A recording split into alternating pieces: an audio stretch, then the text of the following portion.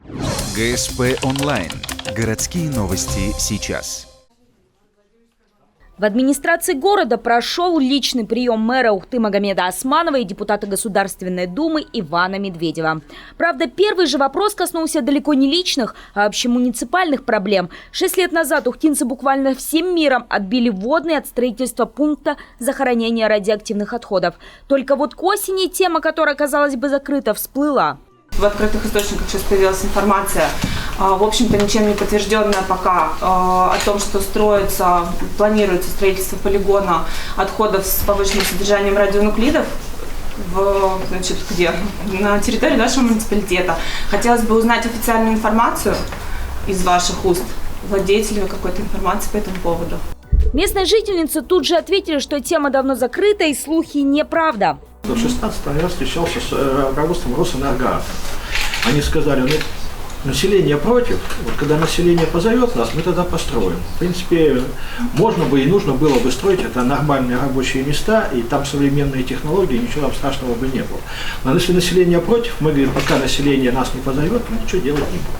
Оказалось, что информация появилась из-за проекта документа, согласно которому возобновляется работа группы, занимавшейся этой темой. Так в нее больше не входят те, кто был против радиоактивного новостроя, а те, кто был заинтересован, входят. В обнародованном документе говорится, что работа группы прекратится после достижения цели ее создания, а именно строительство ПЗРО. Правда, по итогу данной беседы этот факт подали просто как досадную фактическую ошибку в проекте постановления о создании новой рабочей группы. Я вам хочу сказать официально, как бы там ни было, просто в таком при встрече с главой республики у меня этот разговор был.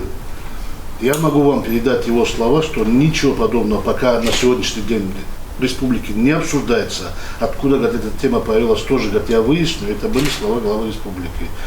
Что же касается самой рабочей группы и тех активистов, которые 6 лет назад отстояли муниципалитет от чужого радиоактивного мусора, вопрос будет решаться с министром природных ресурсов Романом Полшветкиным. Помимо глобальных вопросов снова были озвучены ежедневные проблемы города и пригорода. К примеру, атакующие жителей своры бродячих собак.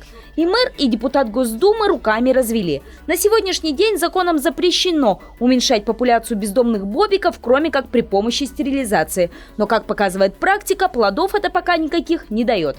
Были заданы исключительно личные вопросы. Например, жительница Дежнева сетовала на ужасающее состояние квартиры, которая считается муниципальной. За это мэр, мягко говоря, пожурил ответственных. Проблемы решают с весны, а ВОЗ и ныне там.